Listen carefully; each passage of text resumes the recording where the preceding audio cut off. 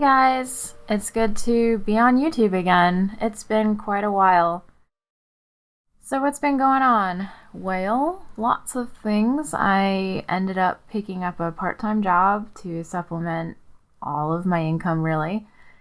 I've completely redesigned how I am working on art and my plans for future art as far as taking commissions and just drawing for myself, offering artwork to people, and they can just buy it or buy prints of it.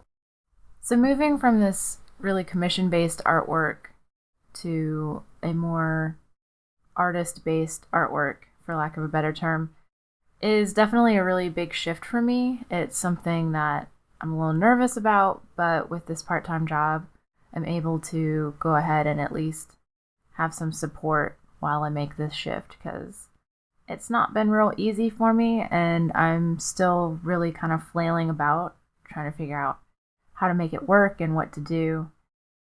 Part of why I wanted to start this YouTube videos again is to just kind of talk you guys through that process, because I don't know if other people are interested in the same thing and seeing how real time, how is it working for someone else, and you can kind of let me be the guinea pig and I'll just be okay with that.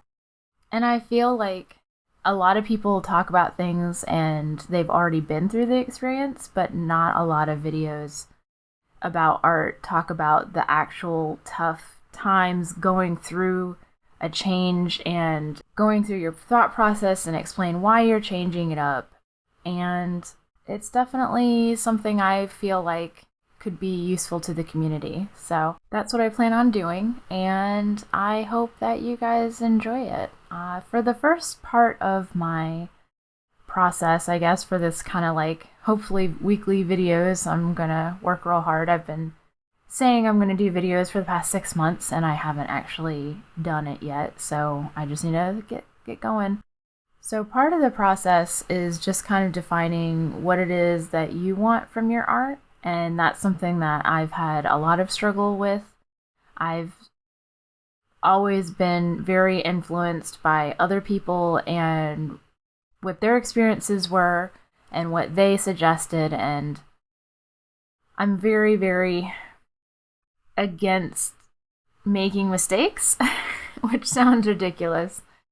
But I really like learning from other people, and I really like learning from other people's mistakes. And I thought if I just watched all the videos and learned how everyone else did things, then it would just teach me how I want to do things, and I wouldn't have to make any of the mistakes that they made. I would just learn from them, and it would all be great. And funny how that doesn't actually work out that way. You still have to make your own mistakes. I relied on that too much to learn from others, and the thing is, when you're learning from others, others are telling you what they really like or what they really want to do. They're not telling you what you really like and what you really do, and they're not taking those things into consideration because they kind of can't. They don't know what you want and what you want to do, and there's only one person who can answer that for you, annoyingly.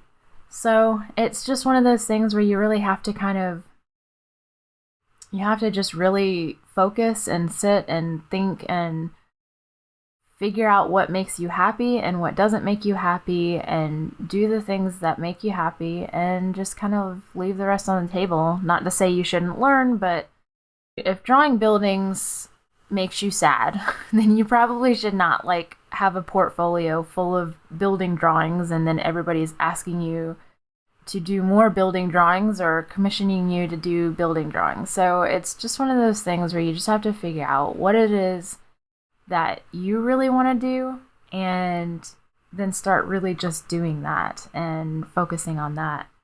One of the things I'm realizing is that I don't really have a fear of success, and I don't really have a fear of failure. What I fear is being trapped by myself. I'm going to do something, it'll be a one-off thing. I won't really care about it, but maybe it's just a random sketch or something and it starts getting attention. And then I'll be trapped by myself. Like, I was the one who created that. And if I wasn't 100% in love with that one thing that I created, and I get stuck having to do it forever, then that is the thing that terrifies me. So I think that's why I do a lot of hopping around, and I'll do sketches one day and then, this project another day. I just do a lot of jumping around and trying to figure stuff out, and it looks like probably a fear of commitment, but really it's just I don't want any one thing that I don't absolutely love 100% to be the thing that takes off, because you can't really control that per se. Like, you can't really control what people like and what is going to speak to people. And I think part of that is okay. I think I've seen artists do different projects, and each project is successful because they're the artist behind it, and people just really want to see what they do, and it doesn't really matter like what that individual subject or drawing or style is. It just matters that that artist did it. And that, if I knew that was going to happen, I feel like I would be more comforted. But you can't really choose that. You can't choose when that's going to happen. So that kind of scares me. But it's something I'm working through right now. And it's something that I'm trying to just be okay with. Like, as long as I'm doing things I love, if one of those things becomes popular, then I just have to trust that it will be okay if I stop doing that thing. And you see that a lot in music. A musician might get bought by a studio label, and then the studio tells them how to play music, but it's not really true to the way they want to do it. They go out on their own, they do their own style, and they lose so many fans. And that also scares me.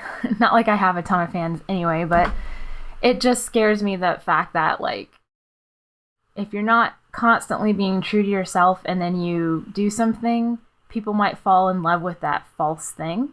And that is kind of scary, because then when you change it up and you really do what you really love, you are going to lose, a certain amount of that audience who loved the original thing. And that's kind of crappy.